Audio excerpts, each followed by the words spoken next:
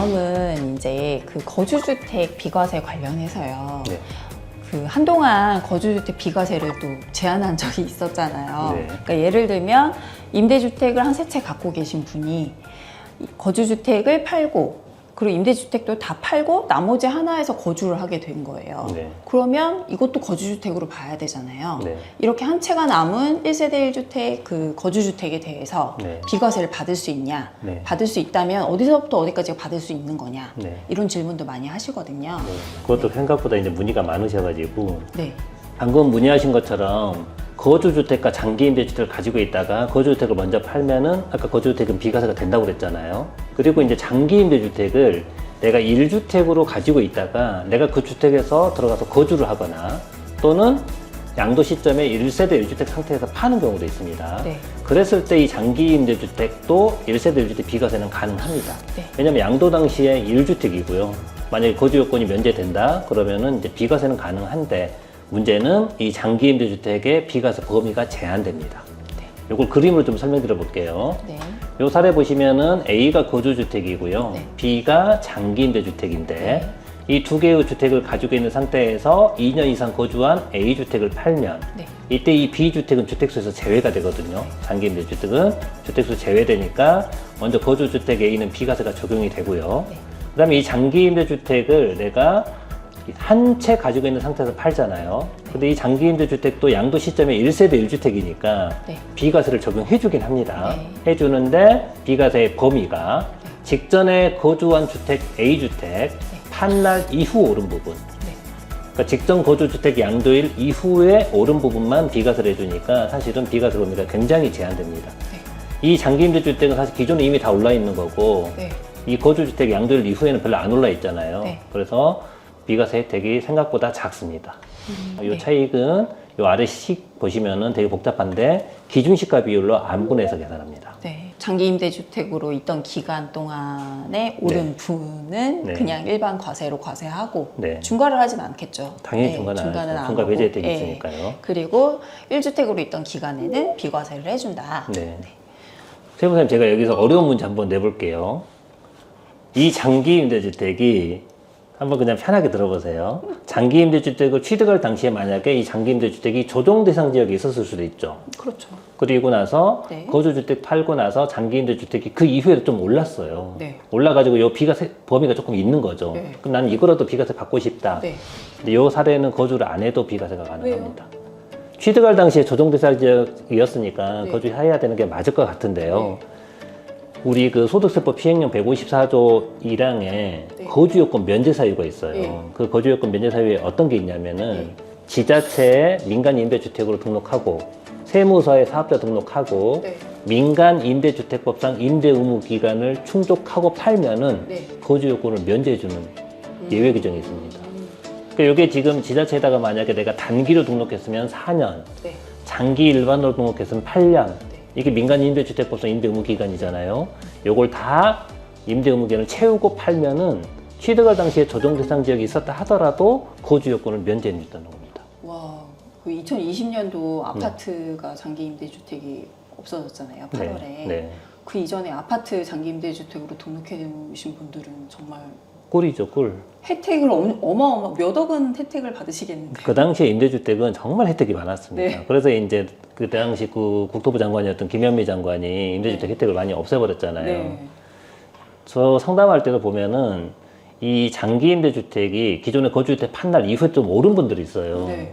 그런 분들은 이제 이 장기 임대주택도 1세대 주택 비과세를 받으려고 꼭 들어가 살겠다는 분들이 있거든요. 네. 근데 이 임대주택에 들어가 살려면 임차인을 내보내야 되잖아요. 네. 그러려면 또 돈이 필요하죠. 네. 전세보증금을 반환해야 되니까. 그런데 제가 이거 거주 안 해도 비과세가 된다고 얘기해주면 굉장히 좋아하시더라고요. 그럼 장독공제는? 장독공제는 이제 이 임대주택 나중에 계산은 굉장히 복잡한데 네. 나중에 이제 이 임대주택을 팔다고 가정해 볼게요. 근데 이 임대주택이 고가주택이에요. 네. 10억 초과하는 네. 고가주택. 그러면 이제 기준시가 비율을 안 분해서 한 요만큼은 과세가 되고요. 요만큼 비과세 되잖아요. 그럼 비과세 되는 부분 빼고 앞에 과세 부분 있죠. 네. 여기에 대해서 저독법 97조 3의 장독공제 우대를 또 받을 수 있잖아요. 네. 그럼 장독공제도 50%를 또 받는 거죠. 네. 그러니까 세금이 생각보다 별로 안 나옵니다. 그러면 고가주택일 때 그 비과세 받는 범위에 대해서는 장독공제를 2년 거주하지 않았더라도 네. 그래도 50%는 해줍니다. 아, 그냥 50%는 기본적으로 들어가는 그렇죠. 거예요? 저독보 97조 3의 장독공제 우대율 요건을 갖췄으니까. 아, 여기 이 기간도요? 그렇죠. 그러면은 2년 거주하지 않아도 정말 되겠네요. 그 2년 거주를 안 해도 이제 기본적인 50% 장독공제 혜택을 받으니까 세부담이 아주 크지는 않고. 아니, 고가주택 1세대 1주택 고가주택 양도세 계산할 때 네. 그 고가주택 범위 벗어나는 부분에 대해서 12억 초과 부분요. 네, 네. 그 부분에 대해서 4% 받을 거냐, 2% 받을 거냐, 네. 여기에 거주 기간이 들어가잖아요. 네. 그때도 거주하지 않아도 그건 아닙니다. 그건 아니에요. 네, 그건 아니고 그냥 비과세만? 비과세 거주 요건 중에. 그런데 방금 이제 세무사님이 여쭤보셨으니까 한 가지 더 깊게 설명을 드리면은 요 장기 임대주택이 이제 12억 초과하는 고가주택이고 네. 또 12억 이하는 비과세가 되는데 12억 초과 부분은 또 세금을 내야 네. 되잖아요. 거기에 대해서 장독공제를 많이 받으려면은 네. 장독공제 4%서 사를 받을 수 있는 네. 경우가 있죠. 장독공제 표 2의 공제율. 네. 그러려면 상생임대주택 요건을 갖추면 되죠. 이건 상생임대주택으로도 인정해 줍니다. 아, 상생임대가 무조건 인정될 수밖에 없어요. 왜냐하면은 상생임대는 직전 임대차 계약이 있고 네. 상생임대차 계약이 있어야 되잖아요. 그리고 임대료를 5% 이상 올리면 안 되죠. 네. 이 임대주택은 이 요건을 무조건 갖추게 되어 있습니다. 네. 그래서 문제는 야 임대주택은 당연히 5% 이상 못 올리는 건데 네. 그걸 상생임대주택 혜택을 주는 게 말이 돼? 네. 이렇게 물어보는 분들도 네. 계시거든요. 이거 예전에 기재부가 상생임대주택 제도 처음 발표했을 때 네. 임대주택도 요건 갖추면 상생임대주택 혜택 준다. 이렇게 발표 자료에 들어가 있습니다. 네. 아, 그때 임대 등록해서 사신 분들 너무 부럽네요. 네, 괜찮죠. 아, 그리고요, 선생님. 네. 그 임대주택이 엄청 활성화되어 있을 때는 분양권인 상태에서도 임대주택 등록을 하시는 분들이 계셨잖아요. 네. 근데 그분들은 사실 분양권인 상태니까 아직 준공이 안 돼서 임대 개시는 할 수 없는데 임대 등록은 분양권인 상태에서 했으니까 네. 요때 그 임대 기간을 어떻게 채울 수 있는지 네. 어떻게 봐주는지 그게 궁금합니다. 원래 이제 FM은 민간 임대주택법은 임대 기간을 어떻게 기산하게 되어 있냐면은 네. 임대사업자 등록일부터 기산하는 게 네. 아니고요. 등록하고 나서 실제로 임대를 개시한 날 네. 그때부터 임대 기간을 기산하게 네. 돼 있으니까 원래대로라면은 분양권 상태에서 먼저 등록도 가능하거든요. 네. 그렇다 하더라도 임차인이 전입한 날 네. 그때부터 이제 임대 기간을 기산해야 되는데 네. 문제는 그 임대 기간 기산일로부터 8년이 지나면 지자체가 자동 말소 시켜버리잖아요. 네. 지자체가 임차인이 들어와서 임대를 시작한 날을 딱 정확하게 계산해가지고 말소를 잘 안 시켜요. 네. 그 전산으로 임대사업자 등록한 날 있죠. 네. 등록한 날 기준으로 8년 지나면 말소를 시켜버려요. 네. 이러다가 보니까 문제가 생기는 거죠. 네. 실제로 8년을 못 채웠는데 실제 임대 기간이 8년이 안 되는데 말소되는 분들이 생기는 거예요. 네. 이런 분들도 있을 수도 있고 다른 경우도 있을 수 있는데 예를 들어서 이제 처음에 등록할 당시에는 공실이었어요. 네. 주택은 지어져 있는데 공실이었다는 네. 거죠. 그리고 한 두세 달 뒤에 임차인이 들어와서 임대를 네. 시작했습니다. 근데 등록은 먼저 했어요. 네. 이런 경우에도 그 8년 지나서 자동 말소 시켜버리니까 네. 실제로 임대한 기간이 8년을 못 채우는 경우가 있습니다. 이랬을 때 조특법 97조 3의 장독공제 우대율은 최소 8년을 임대를 해야 되잖아요. 예.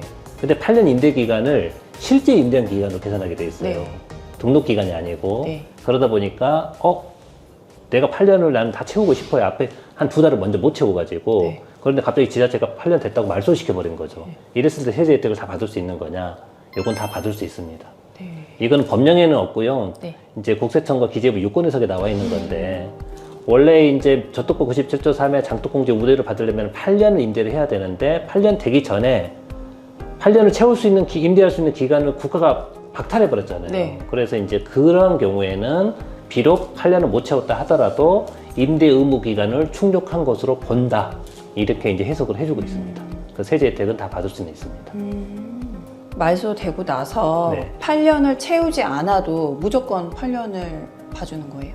실제로 말소- 임대를 해야 되는 거죠? 말소된 후에도? 아닙니다. 아니에요? 네. 만약에 이제 예를 들어 볼게요. 내가 공실 상태에서 등록을 했어요. 그리고 한 6개월 공실이 있었어요. 네. 그리고 나서 임차인이 들어왔어요. 그래가지고 나는 7년 6개월을 임대를 했잖아요. 근데 등록일로부터는 8년 채운 거예요. 네. 그래서 지자체가 임대 등록을 말소시켜버렸다. 그러면은 실제로 이제 국세청에서는 이 8년 전체를 장독공제를 해주는 건 아니고요. 실제로 등록한 기간이 있죠. 7년 6개월. 그 기간만 해주는 겁니다. 아, 그러니까 실제로 등록 안 한 기간이, 임대 안 한 기간이 6개월 있었잖아요. 네. 거기만 빼고 나머지 기간에는 장독공제를 다 해줍니다. 네. 이거하고 유사한 경우가 있는데요. 만약에 다른 임대인이 나한테 임대주택 등록돼 있는 걸 포괄양수도 할 수도 예. 있잖아요. 포괄양수도 해가지고 기존의 임대인이 4년 임대를 했고요. 네. 내가 승계해서 4년 임대를 하잖아요. 그러면 민간임대주택법은 기존 임대인의 임대기간과 승계한 임대인의 임대기간 합해서 8년을 채우잖아요. 그러면 과태료 부과를 안 해요. 예. 8년 안 채우면 원래 과태료 예. 3천만 원 내야 되잖아요. 네. 과태료 부과는 없는데 세법은 기존의 임대인이 임대한 기간을 인정 안 해줘요. 네. 세법은 내가 승계해서 등록한 기간만 임대기간을 인정해 주거든요. 그래서 내가 8년을 채워야 장독공제 50% 해주는 거예요. 그런데 문제는 민간임대주택법은 8년 임대기간 따질 때 기존 임대인이 임대한 기간과 승계한 임대기간을 합사해서 8년을 계산한다고 네. 그랬잖아요. 그러니까 8년을 지나버리면 말소를 시켜버려요. 네. 그럼 나는 내가 스스로 8년을 임대해서 장독공제 50% 받고 싶은데 기존 임대인이 4년 임대한 기간 빼고 내가 임대한 4년 요것만 가지고 아직 절반밖에 못 채웠잖아요. 네. 그런데 갑자기 지자체가 말소시켜버린 거예요. 네. 그럼 내가 8년을 채울 수 있는 기회를 박탈당했죠. 네. 이런 경우에도 임대 의무 기간 8년을 채운 걸로 봐서 장독공제 50%는 해줍니다. 다만 해줄 때 기존 임대인이 임대한 기간 4년은 50%는 안 해주고요. 네. 내가 임대한 4년이죠. 여기에 대해서만 장독공제 50% 해줍니다. 좀 합리적이죠. 네. 왜 그 다주택자 한창 네. 제한할 때 네. 이거 임대주택 등록한 거 자녀한테 증여하신 분들도 되게 많으시잖아요. 그렇죠. 예. 그래서 아버지가 뭐 한 4년 임대하시고 그대로 승계받아서 네. 아들이 또 한 경우에도 똑같이 지금 말씀하신 대로 장독공제가 가능하다라는 맞습니다. 말씀이신 거죠. 그런 경우도 많죠. 아버지가 4년 임대하다가 아들한테 포괄양수도 해가지고 네. 아들이 이제 합해서 아버지하고 아들의 임대기간 8년 합해서 네. 아파트 같은 경우 자동발소 시켜버리거든요. 예. 그럼 그 아들도 자기가 임대한 4년이 있죠. 거기는 장독공제 50%가 가능하다는 겁니다. 네. 이거 진짜 모르고 계신 분들 엄청 많을 것 같은데. 네. 네. 요거는 내가 장독공제 50%는 신고해야 혜택을 받는 거잖아요. 네. 신고 안 하면 혜택이 없는 겁니다. 여러분들 그러니까 양도세 신고할 때 신고 비용 싼 데 찾으시면 안 돼요. 이런 걸 알고 모르고 하는 게 굉장히 중요합니다. 그리고 예전에 그 2019년도에 장기 임대주택 가지고 계신 분들에 대해서 그 세금이 이제 날벼락이 떨어졌던 게 거주주택 비과세를 생애 한 번만 해준다라는 조문이 나왔던 적이 있잖아요. 네, 그때 난리 났죠. 네, 그 저도 좀 세무사지만 그거 보고 너무 놀랬거든요. 네. 세무서에서 이걸 한 번 받았는지 두 번 받았는지 어떻게 체크를 할 것이며 생애 한 번은 너무한 거 아닌가라는 생각을 했는데 바뀌었죠? 그렇죠. 네. 이제 이것도 좀 개정이 됐는데요. 네. 원래 이제 거주주택 비과세는 횟수에 제한 없이 적용을 받을 수 있었습니다. 네. 근데 왜 이게 가능했냐면 예전 자동 말소가 없었잖아요. 네. 자동 말소가 없었으니까 임대주택 등록돼 있으면 계속 내가 말소만 네. 시키면 계속 임대주택이에요. 그럼 내가 거주한 주택을 한번 팔고 비과세 받고 네. 그다음에 내가 거주할 주택 또 사야 되잖아요. 네. 뭐또 사서 얘를 2년 이상 거주하고 팔면 또 비과세가 네. 가능했던 거죠. 이렇게 거주주택 비과세가 횟수 제한 없이 적용이 되다가 이제 그때 김현미 장관 때 임대주택에 대한 혜택이 너무 많다. 그래서 거주주택 비과세는 평생 1회만 받는 걸로 네. 개정을 해버렸습니다. 네. 그게 2019년 2월 12일이었거든요. 네. 근데 그때 개정할 때는 2019년 2월 12일 이전에 취득한 주택들은 네. 횟수에 관계없이 계속 받고 네. 2019년 2월 12일 이후에 취득한 주택들만 이제 1회만 적용받는 걸로 개정이 됐다가 네. 이게 사실 말도 안 되는 규정이잖아요. 그래서 다시 네. 2025년에 네. 2025년에 시행령이 개정이 되면서 이제 거주주택 비과세 횟수 제한을 폐지해 버렸습니다. 그래도 6년이나 갔네요. 그렇죠. 이제 6년 동안 이제 적용이 됐고 그 사이에 이제 하신 팔아서 분들은- 비과세 못 받은 분들이 좀 억울하게 생겼죠. 네. 원래 세상이 다 그런 겁니다. 세상에 다 그런 건가요? 네. 그럼 일단 안 팔고 버텨봐야 되는 건가요? 근데 그런 분들은 사실 안 팔고 버틴 분들은 그 사이 가격도 많이 올랐고 네. 그 다음에 비과세 다시 받을 수 있으니까 엄청 유리해진 거죠. 그렇죠. 근데 네. 그 사이에 팔아버린 분들은 가격도 덜 올랐을 때 팔았고 거주주택 비과세도 다시 못 받았잖아요. 네. 그러니까 상대적으로 불이익을 받은 거죠. 선생님 제가 마지막으로 하나 여쭤보고 싶은 게 있습니다. 네. 네. 그냥 개인적인 의견을 얘기해 주시면 돼요. 네. 사실 제가 요즘 너무 고객분들한테 많이 듣고 있어서 네. 여쭤보고 싶은데 지금은 조정 지역에 있는 주택을 팔더라도 다주택자가 2년 이상 보유만 했으면 양도세 중과가 빠지고 있잖아요. 네. 그게 내년 5월 9일까지인데 네. 이거 연장이 될까요? 연장되는지 안 되는지는 언제 결정이 날까요? 우선은 네. 이런 질문 저도 이제 강의 가면 굉장히 많이 받거든요. 근데 이건 사실 제가 판단할 수 있는 영역이 아니라서 네. 그냥 이제 제 개인 의견을 가끔 말씀을 드리는데요. 원래 다주택자 양도세 중과는 법에 있는 게 아니고 시행령에 있거든요. 네. 그 시행령만 개정하면 계속 중과 유예를 연장할 수 있습니다. 네. 기존에 윤석열 정부에서 이제 그 다주택자 양도세 중과 유예 규정을 계속 1년씩 연장해가지고 이제 중과 유예를 하고 있었거든요. 네. 그런데 지금 정권이 바뀌었잖아요. 네. 그리고 이제 많은 다주택자들이 그걸 좀 부담스러워합니다. 네. 정권이 바뀌었으니까 네. 내년 5월 9일까지 중과 유예가 되고 있는데 네. 5월 10일 이후에 중과 유예를 더 연장 안 하는 거 아니냐 네. 그런 걱정을 많이 하고 있는데 원래 내년 5월 9일에 중과 유예를 더 할 건지 아니면 중과 유예를 종료할 건지 이거는 올해 7월에 세법 개정안 나왔었잖아요. 네. 사실 거기에 들어가 있어야 돼요. 네. 내년에 개정할 사항을 올해 세법 개정안에 발표를 하는 거잖아요. 네. 근데 보면은 거의 언급이 거기 전혀 없죠. 없습니다. 네. 그럼 언급이 없다는 거는 중과 유예를 종료한다는 말이냐? 그것도 아니에요, 사실은. 지금 정부의 그 스탠스를 보면은 지금 다주택자 양도세 중과 유예를 더 연장할 건지 종료할 건지를 12월까지의 주택 가격 현황을 보고 판단하겠다. 아. 왜냐면 이게 법 개정 사항이 아니고 시행령 개정 사항이잖아요. 예, 예. 시행령은 내년 2월에 개정하면 돼요. 네. 그리고 심지어 이게 5월 9일까지 중과 유예가 연장되고 있기 때문에 한 4월이나 5월 초에 개정해도 적용할 수 있거든요. 네. 그렇기 때문에 정부가 지금 당장 예를 들어서 내년에 중과 유예를 연장하겠다. 그럼 네. 뭐 집값이 거기에 영향을 받아서 올라버릴 수도 있잖아요. 네. 근데 그것도 부담스럽고. 네. 그럼 중과 유예를 종료하고 중과를 시작하겠다. 네. 이래버리면 또 주택 그 거래에 너무 침체가 또 볼 수가 있으니까 올해 한 12월까지 주택 가격 현황을 보고 판단하겠다는 겁니다.